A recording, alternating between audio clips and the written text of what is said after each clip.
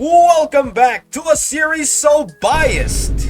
Even the OKC subscribed. In today's video mga kaunggoy, pag-uusapan natin itong bagong issue mga kaunggoy. Apparently, nadamay si Cherry White po dito mga kaunggoy. Ngayon sa mga hindi po nakakilala, ito po si Cherry White. Meron po siyang ex-boyfriend na macho dancer mga kaunggoy. And siya po si Gray Crawford, no? So, ex-boyfriend ni Cherry White, etong si Gray Crawford mga kaunggoy na yung nga, macho dancer, and apparently may mga oopsies na nangyari. May mga nangyari mga kaunggoy. So pag-uusapan natin lahat yon sa video na ito. Actually, medyo mahirap po pag-usapan tong video na ito kasi medyo serious, no? Kasi meron ng mga physical injuries, no? Meron ng mga sakitan talaga. Like, there's no other way of putting this. Sakitan talaga mga kaunggoy. Like physical na sakitan talaga mga kaunggoy. Alright, pero tatry natin pag-usapan itong video na ito. So without further ado, let's begin! Let's up those numbers! Alrighty mga kaunggoy, it is I, Manong Jaire. So ngayon, pag-uusapan natin itong issue nila, Cherry White, itong sino to? Paano babasahin itong pangalan? Chelesi? Hindi ko basta yung putang ina, hindi ko alam kung paano basahin yung pangalan niya mga kaunggoy. So apparently, nagsimula po itong issue dito sa isang post nitong babaeng to mga kaunggoy, no? So ito ang pinost niya. Actually, hindi ko na mahanap deleted na kasi. So ito, anong meron? Di ata ako update sa inyo. Gray Crawford at Gonzaga Cherrylyn. I'm guessing na yung Gonzaga Cherrylyn siya po yung si Cherry White, no, if I'm not mistaken. Tulog kasi ako dito sa bahay, pachika naman. So may mga pangyayaring mga jealousy, no? Kasi normal naman 'yan, 'di ba? Like normal lang 'yan mga kaunggoy na magselos ka talaga. Kasi mag-ex si Gray Crawford at itong si Cherry White, 'di ba? Mag-ex sila. So I'm guessing na nahuli niya na nagkakaroon sila ng interaction, no? So normal lang 'yon kasi, 'di ba? Normal lang 'yon na magselos ka kasi mag-ex sila, 'di ba? Current boyfriend mo. Nagkakaroon ng connections at nagkakaroon ng interaction sa ex niya. So normal lang po talaga 'yun yung selos na 'yun. It's a natural human emotion. Alright? Pero it's how you act on those shit na yun na talaga yung mali, mga kaunggoy. Alright? So, tingnan natin yung mga sunod na pangyayari. So, yun nga, ex-boyfriend, ex-girlfriend, blah blah blah, Gray Crawford, ganun. Tapos ito, pinost to ni, M-A-H-L, basta ito, hindi ko alam kung paano basahin yung basta yan. Bakit deleted, mga kaunggoy, no? So, apparently, nag-comment kasi itong si Cherry White, no? Sa isang post ata ni Gray Crawford, mga kaunggoy. So, ayun yun mga kaunggoy. Siyempre, kahit sino naman siguro, like, akala ko ba, bad, alam mo yun, parang napapaisip tuloy itong babaeng to. Bakit? Akala ko ba na kayo na parang bad terms yung pag-break nyo, 'di ba? Bad terms yung pag-break nyo, 'di ba? Bakit parang easy going kayo? Bakit parang goods kayo pareho na na nag-interact kayo sa mga comment section mga kaunggoy? Kahit sino talaga magsiselos talaga doon mga kaunggoy. Kahit sino, no? No excuses, no? And syempre, 'di ba? Actually, ganito talaga. Ganito mga kaunggoy, no? Kung ex na dapat, diba? Like, bakit may connections pa kasi? What the fuck, man? Bakit may connections pa kasi sa ex? No? Kaya nga ex, diba? Tapon nyo na yun, mga kaunggoy, diba? Okay, so, nagsimula lalo yung issue na to dahil after, etong si, Sherilyn yung pangalan, okay? So, after makita yon ng babae, yung partner ni Gray, no? After makita yon, naglabas na ng eto. Like hindi ko i-blur ko na lang mga kaunggoy. So apparently may pinost ni netong partner ni Gray, no? Hindi ko alam kung paano basahin yung pangalan. Tao nga naman tatawagin kang toxic kapag nag-react ka Pero yung reason bakit ka nag-react, di nila yun nakikita. May sugat nga pala siya sa mukha, no? Okay. So apparently, nag-post ata ng video si Gray Crawford, tapos nakita na may sugat.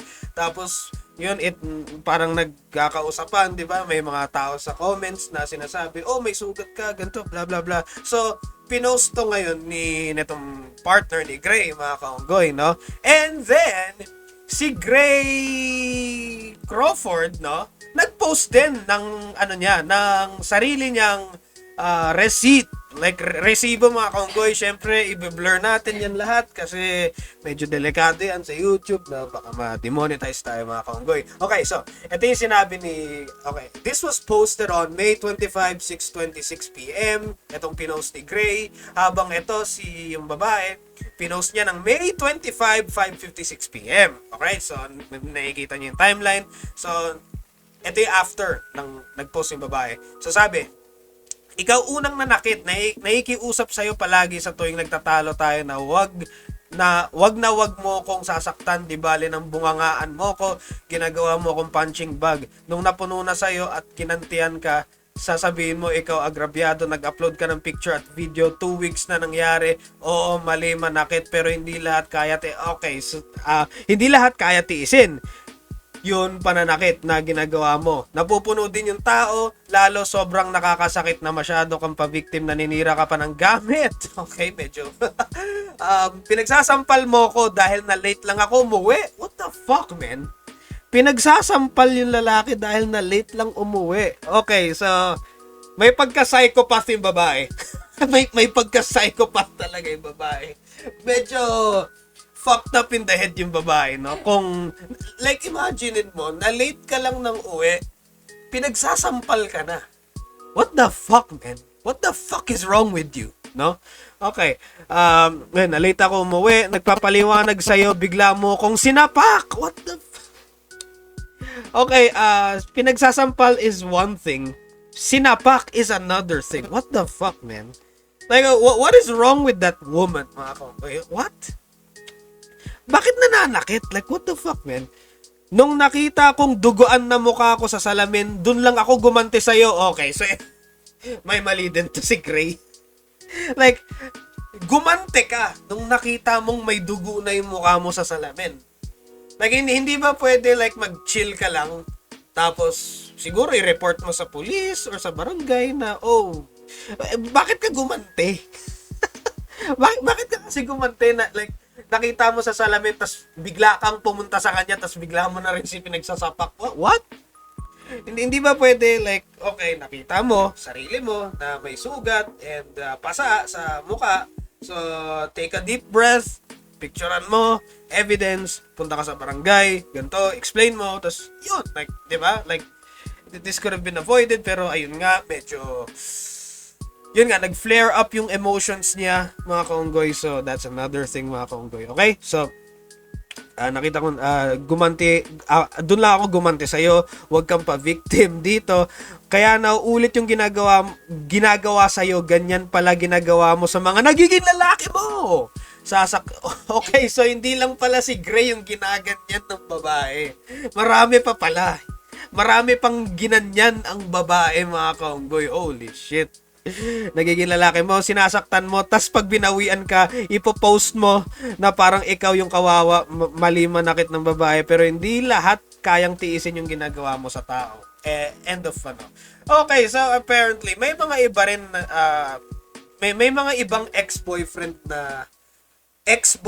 ng babae na alam mo yun, na lumabas din na sinasabi na, ganyan din ginagawa niya sa akin, ganyan, bla bla bla. So, ipapakita ko po yan, mga screenshots, no? Sinasabi na, ginagawa niya yan sa akin, mga kaunggoy, no? Like, same shit, ganyan, bla bla bla. So, nakikita nyo na yung mga patterns of behavior, no? Kasi, hindi lang si Gray Crawford, Like, ibang lalaki na rin nagsabi, nag-post, nag-speak out na ganyan yung ginagawa sa kanya, mga kaunggoy. So, may something, no? Like, may something. Tapos meron daw isang allegedly na nangyari daw na sinipa daw siya. Like, sinipa daw ng babae yung ex-boyfriend habang tulog. Like, what the fuck, man? Like, okay ba tong babaeng to? Like, sa mga naririnig natin, hindi na siya wife material. Hindi na siya wife material. Like, men, like, iwasan nyo yan. Iwasan nyo siya, mga kaunggoy, delikado yan, no? Like, kasi delikado to eh. Like, hindi natin alam, no? Baka mamaya, something worse might happen, no?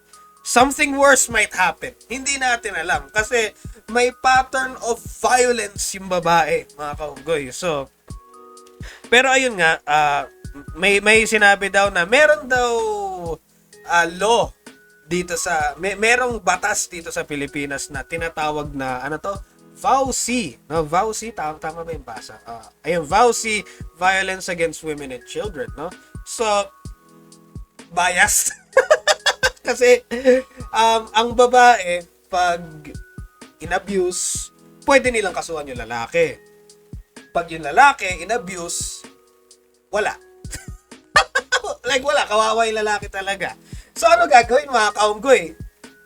Wala. Like, welcome to hell. Walang mangyayari talaga, no? Tanggapin na lang natin, mga lalaki, no? So, antayin na lang natin na may mangyaring something or what na wala eh, fucked up talaga ang mundo eh, no? It's very fucked up. Like, the law is actually a little bit fucked up. And fucked up talaga yung situation, mga kaunggoy. Like, wala na eh. Wala talaga, no? Like, wala. Like, game over talaga, no? So, kahit mauna man yung babae or what, mga kaunggoy, no? Wag na lang, no? Wag na lang maging physical sa babae as much as possible. Kahit mauna man yung babae, hayaan na lang natin na sila yung mamisikal, mga kaunggoy, kasi wala eh, no? They are protected by the law, mga kaunggoy. Walang law na nagpo-protect din sa mga lalaki, mga kaunggoy. Wala, no? Wala eh, ganun na talaga eh, no? Tanggapin na lang natin, no? Like, wala eh, shit, it's shit, it's literally shit, mga kaunggoy, no? It's literally shit. Like, hayaan na lang natin, tiisin na lang natin, tanggapin na lang natin, or even better, mga kaunggoy, iwanan nyo yung babae, no? Pag nakita nyong pinipisikal na kayo ng babae, find the way na iwanan nyo. Kasi, baka may mangyari pang worse. Ayun yung worst case scenario. Baka may mangyari pang worse.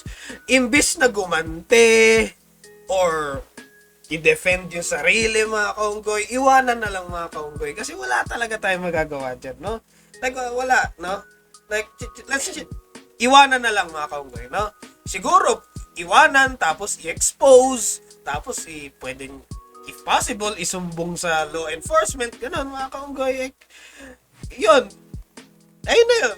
Iwanan nyo na, no? Iwanan nyo as much as possible, mga kaunggoy. Kasi kawawa din kayo, mga kaunggoy, no? Kawawa din kayo, no? Mahirap yung ganyan, no? Mahirap yung ganyan, mga kaunggoy, no? So, ayun. Another thing, ang dami din nagsasabi na scripted daw to. Ang daming nagsasabi na scripted daw tong shit na to. So, ewan ko lang, no? Ewan ko sa inyong lahat. Bahala kayo dyan. Scripted man to o hindi, the bottom line here is, ayun nga, the lesson to be learned here, ayun nga, mga kaunggoy, pag may mga shit na nangyayaring ganito, iwanan nyo, mga kaunggoy, no? Kasi at the end of the day, both parties kayo kawawa. Like, hindi lang yung babae, hindi lang yung lalaki, both parties kawawa talaga, mga kaunggoy. And another thing, ayun nga, so may pinost si Gray Crawford 11 hours ago. Sino naman yung isang babae nag-iinaso na nakaan ko naman daw. Hoy, isang beses lang kita na isang beses lang kita na bembang. Guest lang kita sa trabaho dati. Hayop ka. Broken ka sa ex mo kaya ka napunta ng bar. Dahil may sponsor ka sa daming bumiras sa iyo. No? Ako pa talaga nabunot mong maging tatay bigla ng anak mo. Ano to, bato-bato pick. Marami alis. Lakas mo, hype ka. What the hell? So, meron bang shit? Okay, meron pang ikaw yung lalaki nagpatunay sa akin na kahit anong suporta, kahit anong bla bla bla bla bla, hindi sapat sa taong hindi marunong makontento. Kaya pala lately nagtataka ako ba't di tayo nagba-vlog. Sabi mo kasi mahina kasi bigay ni Meta. Kaya pala lately lagi kang masungit kahit anong gagawin ko. Kaya pala kahit anong pakiusap ko sa'yo. Basta basahin nyo, ang haba nito mga kaunggoy. Okay, so basically dinidelete niya mga photos. Nagdi-delete siya ng photos.